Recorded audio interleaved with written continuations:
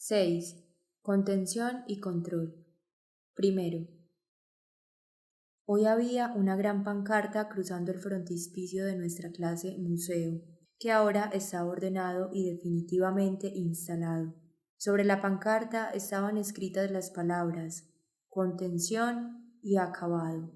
Pero Torsov no se refirió a ellas inmediatamente. Nos preguntó si recordábamos el ejercicio del loco, aquella lograda improvisación en el curso de la cual, creyendo que un hombre que había escapado de un centro psiquiátrico estaba tras la puerta. Yo me encontré escondido bajo la mesa, con un pesado cenicero en la mano para defenderme. Después de detallar las premisas del ejercicio, nos hizo que lo repitiéramos. Los alumnos estábamos encantados por las ganas que teníamos de volver a actuar y nos lanzamos a la improvisación con toda nuestra energía. Parecía como si estuviéramos de verdad en el apartamento de María y como si creyéramos que el inquilino que lo había tenido alquilado anteriormente y que se había vuelto loco furioso hubiera buscado refugio allí. El problema de cómo trataría de evitar que le capturaran se hizo real, y cuando Vania, que mantenía cerrada la puerta, se apartó de ella de un salto, huimos todos, mientras las chicas gritaban con un terror no fingido. Pasó algún tiempo hasta que fuimos capaces de organizar nuestro instinto de conservación, hacer una barricada contra la puerta y telefonear al manicomio. Torsov nos alabó, pero sin entusiasmo. Tratamos de justificarnos diciendo que no habíamos representado aquel tema desde hacía mucho tiempo y que habíamos olvidado los detalles. Sin embargo, después de haber repetido otra vez el ensayo, la actitud de Torsov siguió siendo la misma. ¿Qué sucede?, preguntamos. ¿Qué es lo que trata usted de conseguir de nosotros? Como tantas otras veces, el director respondió a nuestra pregunta con una ilustración pintoresca. Dijo: imagínense que tienen ante ustedes una hoja de papel blanco llena de líneas entrecruzadas y muy manchada. Imaginen además que les encargan hacer sobre esa hoja un dibujo delicado con un lápiz, un paisaje o un retrato. Para poder hacerlo, primero tienen que eliminar del papel las líneas superfluas y las manchas, que si quedaran sobre la hoja oscurecerían y destrozarían su dibujo. Por eso es necesario tener una hoja de papel limpia. Lo mismo sucede con el tipo de trabajo que nosotros realizamos. Los gestos superfluos son el equivalente de las manchas, la suciedad, los borrones. Si el trabajo de un actor está agobiado por una multiplicación de gestos, será igual que esa hoja sucia de papel.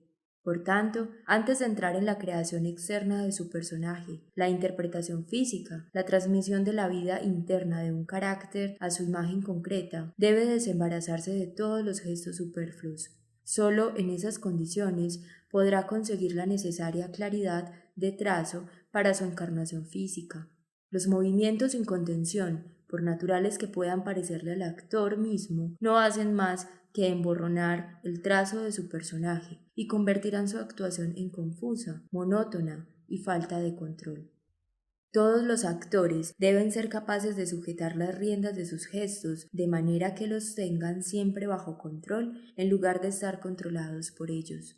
Una persona que se encuentre realmente inmersa en un drama atenazador y emotivo es incapaz de hablar de ello coherentemente, porque en ese momento las lágrimas le ahogan, su voz se quiebra, la tensión de sus sentimientos confunde su mente, su aspecto lastimoso desorienta a los que le ven e impide que comprendan la causa verdadera de sus penas. Pero el tiempo, que todo lo cura, templa la agitación interna de un ser humano, hace posible que se comporte de una manera contenida con relación a sucesos del pasado. Puede hablar de ellos coherentemente, lentamente, de forma inteligible, de modo que al contar la historia conserva una relativa calma y quienes le escuchan son los que lloran. Nuestro arte trata de conseguir este mismo resultado y requiere que un actor experimente la agonía de su papel y que llore con todo su corazón en casa o en los ensayos, pero que luego se calme y se despoje de todo sentimiento ajeno o que sea un obstáculo para su personaje. Entonces sale a escena para transmitir al público, en términos claros, plenos, profundamente sentidos y elocuentes, las angustias que ha sufrido. En ese momento, los espectadores se verán más afectados que el actor, y el actor conservará todas sus fuerzas para dirigirlas al punto más necesario. la reproducción de la vida interna del personaje que está representando. Sucede con demasiada frecuencia que los actores en escena ahogan y oscurecen la acción correcta y adecuada a los papeles que representan, por medio de una cantidad de gestos excesivos y superfluos. A menudo, un actor con un dominio magistral de la expresión facial no concede a su público la oportunidad de apreciar esto plenamente, porque lo disfraza bajo una gran cantidad de gestos afectados de brazos y manos.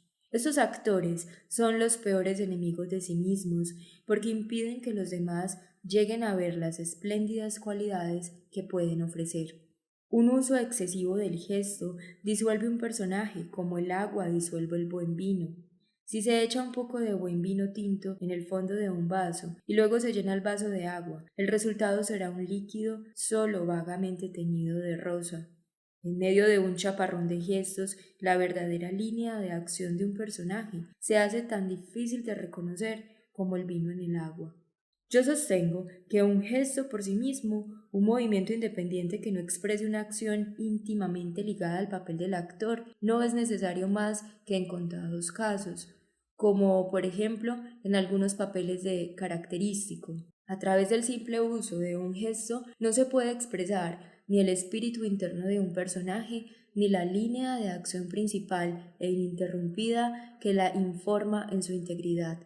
Para que esto suceda, hay que hacer uso de movimientos que induzcan a la acción física. Ellos, a su vez, expresan el espíritu interno del papel que se está interpretando. Los gestos por los gestos son la mercancía de los actores simplemente preocupados por el propio atractivo, la pose y el exhibicionismo.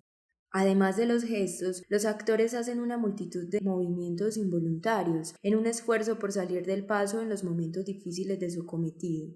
Estos movimientos pueden evocar efectos emocionales externos o la apariencia física externa de emociones que no existen en los actores superficiales.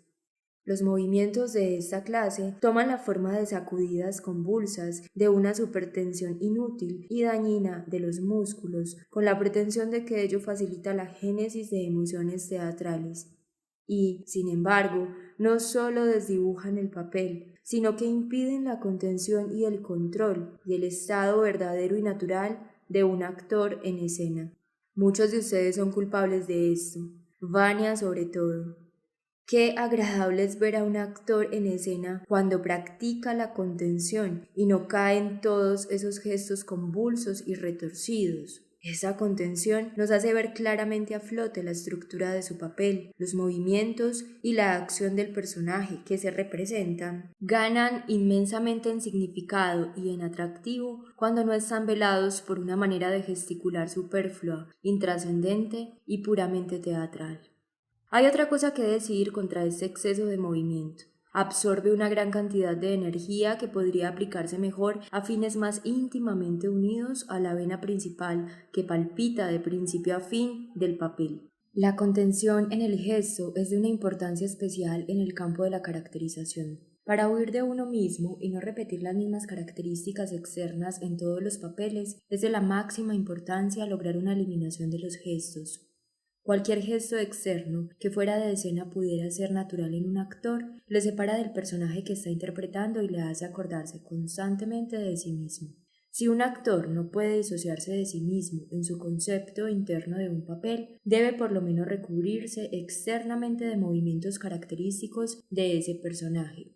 A menudo sucede que un actor solo es capaz de encontrar 3 o 4 gestos característicos típicos. Para contentarse a través de toda una obra con esa cantidad tan exigua de gestos, se necesita una enorme economía de movimiento. La contención es en este caso una gran ayuda, pero si estos 3 gestos típicos se ahogan perdidos entre 100 pequeños movimientos personales propios de la individualidad del actor y no del personaje, la máscara que ha adoptado se le caerá de la cara y dejará al descubierto su rostro cotidiano. Además, si eso sucede en todos los personajes que interprete, el resultado será un efecto de terrible monotonía para el público. Y tampoco debería olvidar un actor que un gesto típico le ayuda a acercarse al personaje que está tratando de reproducir, mientras que la intrusión de movimientos personales le separa de él. y le empuja en la dirección de sus emociones puramente personales. Y esto no sirve a los fines de la obra ni a los del personaje, puesto que lo que se necesitan son emociones análogas a las de éste y no personales. Los gestos característicos, desde luego, no pueden repetirse con demasiada frecuencia o pierden su efecto y se hacen aburridos. Cuanta más contención y control de sí mismo ejerza un actor en este proceso creador, más claros serán la forma y el perfil de su papel y más intenso su efecto sobre el público. Tanto más grande será también su éxito, así como el del autor de la obra, cuyo trabajo solo puede llegar al gran público a través del éxito de los actores, los directores y el conjunto del esfuerzo colectivo de todos los que contribuyen con su talento y su trabajo a un montaje teatral. Un día que Brülow, un famoso pintor, estaba criticando una de las obras de sus alumnos en una clase de pintura, cogió un pincel, dio un toque en un lienzo inacabado y el cuadro cobró vida instantáneamente. El alumno se quedó asombrado ante el milagro. Entonces dijo Brülow: el arte comienza con el toque más tenue. Y podemos aplicar las mismas palabras del famoso pintor a nuestro arte. Necesitamos uno o dos toques ligerísimos para dar vida a un personaje, para conferirle una forma acabada. Sin esos ligerísimos toques le faltará la brillantez de un acabado perfecto. Y, sin embargo, ¿con cuánta frecuencia vemos en escena personajes a los que les falta ese leve toque? Puede que hayan sido desarrollados satisfactoriamente, y a pesar de todo, se echa de menos ese elemento importantísimo. Si se presenta un director de talento, quizás con dejar caer una sola palabra consiga prender una llama en el actor, y el personaje brillará con todos los colores del prisma de su alma. Esto me trae a la memoria al director de una banda militar, muy conocido sobre todo porque solía pasear todos los días por las calles agitando los brazos como si estuviera dirigiendo un concierto. Cuando dirigía su orquesta lo hacía al mismo ritmo. Al principio, cuando la atención de uno estaba pendiente del sonido, éste se escuchaba, pero 5 minutos más tarde no hacía uno más que mirar los movimientos automáticos de su batuta y observar las páginas blancas de su partitura mientras iba pasando metódicamente hoja tras hoja con la mano izquierda.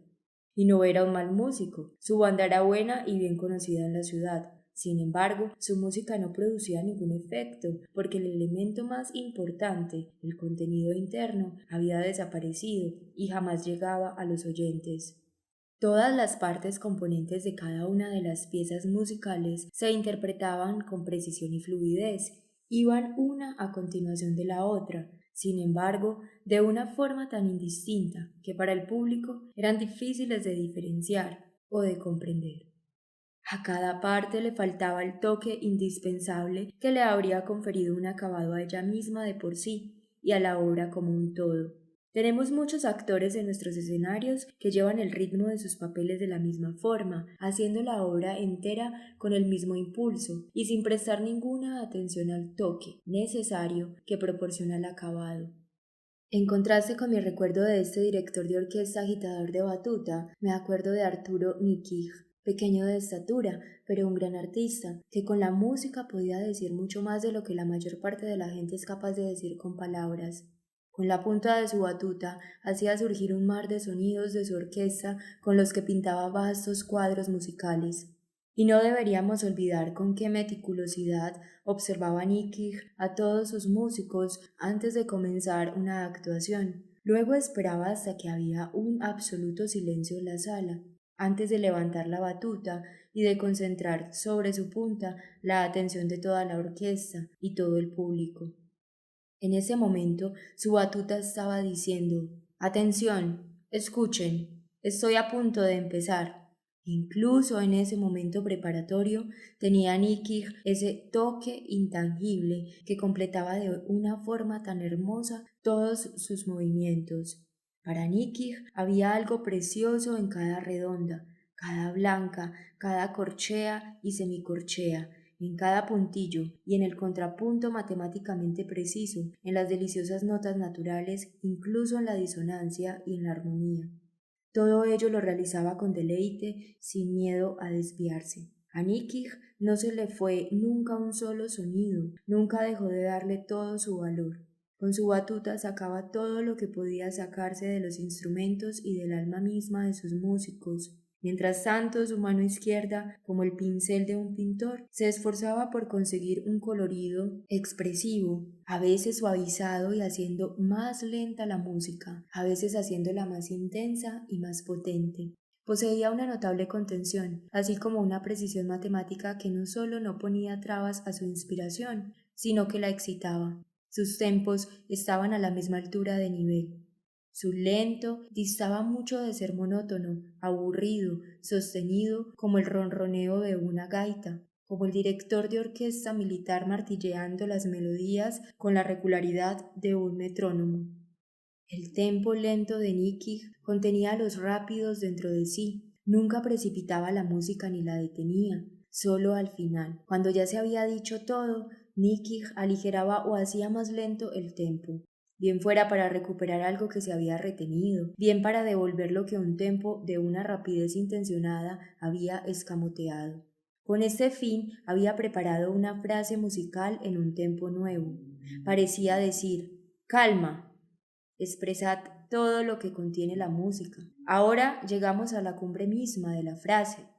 ¿Quién podía predecir cómo iba a coronar todo su esfuerzo? ¿Sería con un movimiento lento, nuevo y grande, o por el contrario, iba a darle un final inesperadamente audaz, rápido, enfático? ¿De cuántos directores de orquesta podría decirse que saben penetrar en una pieza de música, adivinar y captar todos sus diminutos matices y hacer lo que hacía Nicky con una sensibilidad tal, no conteniéndose simplemente con recoger los matices, sino además transmitiéndolos e iluminándolos para el público? Nicky era capaz de hacerlo porque realizaba su trabajo no solo con una maravillosa contención, sino además con un acabado deslumbrante. A veces, una demostración por medio del extremo opuesto es más convincente, y voy a utilizar una para enseñarles el significado y el valor del acabado en nuestro trabajo. Todos ustedes conocen ese tipo de actores de reflejos instantáneos que se ven en tantas comedias, revistas y espectáculos musicales. Tienen que estar eternamente alegres, hacer reír a la gente, mantener un ritmo siempre vivo. Pero estar alegre cuando se siente uno triste por dentro es muy difícil. Por tanto, deben recurrir a una rutina externa. La forma más fácil de conseguir esto es a través de una medida y un ritmo externos. Los actores de este tipo dicen a toda prisa el diálogo y recorren la acción de la obra a una velocidad exagerada. El conjunto de la obra se mezcla en un tono caótico que el público es incapaz de desembrollar. Aquí no encontraremos nada mantenido, ni contención, ni acabado. Entre las mejores cualidades de los actores de teatro que han llegado a la más alta categoría están la contención y el acabado.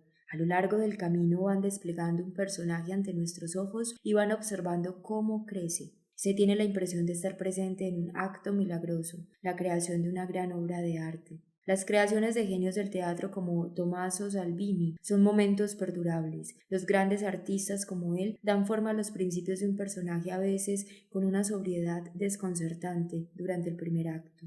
Y en el curso de los actos siguientes empiezan a completarlo poco a poco, gradualmente, en calma, con seguridad. Cuando todas las partes componentes se juntan y ocupan su lugar, nos encontramos con un monumento inmortal sobre las pasiones humanas. Los celos, el amor, el horror, la vergüenza, la ira. Esto no sería posible sin control y contención. Un escultor funde su sueño en bronce. Un actor toma su sueño del personaje, realizado a través de su subconsciente, su estado creador interno, a través del subtexto y el superobjetivo del papel, y le da vida por medio de su voz, sus movimientos y su poder emotivo dirigido por la inteligencia. 2. En Mi vida en el arte hay una descripción de una de las actuaciones de Salvini, dijo Torsov. Puede que les sirva de provecho releerla. Aquella tarde Paul y yo sacamos un ejemplar del libro y leímos lo siguiente. Vi a Salvini por primera vez en el Teatro Bolshoi donde trabajaban él y su compañía italiana durante la Cuaresma. Estaba representando Otelo. No sé cómo sucedió, si fue por despiste o falta de atención hacia la llegada de aquel gran genio, o si estaba algo aturdido por la llegada de otras celebridades como Bozart, que siempre hacía el papel de Iago, y no el del protagonista. Pero fuera como fuera, yo centré al principio toda mi atención en Iago, creyendo que era Salvini. Bueno, sí, me dije a mí mismo, tiene buena voz, tiene los elementos de un buen actor, buena presencia, actúa a la manera tradicional italiana, pero no le veo nada excepcional. El actor que hace de Otelo es igual de bueno. También tiene buenas cualidades, una voz maravillosa, buena dicción y sabe estar en escena. Me dejaban más bien frío los entusiasmos de los expertos que estaban al borde del delirio después del primer parlamento de Salvini. Parecía como si al principio de la obra el gran actor no quisiera atraer la atención del público. Si lo hubiera deseado, habría tenido la oportunidad de conseguirlo con una pausa brillante. Y eso es lo que hizo más tarde en la escena del Senado. No había nada nuevo en el tratamiento de la primera parte de esta escena, excepto que tuve la posibilidad de estudiar la cara, el vestuario y el maquillaje de Salvini. No puedo decir que hubiera nada extraordinario en ellos. En realidad no me gustó su ropa ni entonces ni después. Su maquillaje, creo que no tenía, era su propia cara, y quizás hubiera sido inútil intentar maquillarla. Llevaba un gran bigote puntiagudo y una peluca que se notaba demasiado. Su cara era ancha, pesada, casi gorda. Una gran daga oriental le colgaba del cinto y le hacía parecer más grueso de lo que era, especialmente con la túnica y el turbante árabes. Todo aquello no era muy típico de Otelo, el soldado, y sin embargo, Salvini se acercó algo más al estrado de los Dux, ensimismado por un momento en sus pensamientos, y luego, incluso sin que nosotros nos diéramos cuenta, se metió a todo el público del gran teatro de la ópera Bolshoi en el puño. Parecía como si lo hubiera conseguido con un solo gesto. Sin mirar al público, extendió la mano y nos cogió como si hubiésemos sido hormigas o moscas. Cerró el puño y sentimos el hálito del juicio final. Abrió la mano y fue como una bendición. Estábamos en su poder, y así seguiríamos hasta el final de la obra e incluso después. Ahora ya sabíamos quién y qué era aquel gran genio, y qué podíamos esperar de él. Al principio parecía como si su Otelo no fuera en absoluto Otelo, sino Romeo. No tenía ojos para nada ni nadie más que Desdémona. No pensaba más que en ella. Su confianza en ella era ilimitada, y nos quedamos estupefactos al ver que Iago era capaz de transformar a aquel Romeo en un Otelo carcomido por los celos. ¿Cómo podría expresar el enorme impacto de la impresión hecha por Salvini? Quizás citando las palabras del poeta que dijo: la creación es para la eternidad. Así es como actuaba Salvini.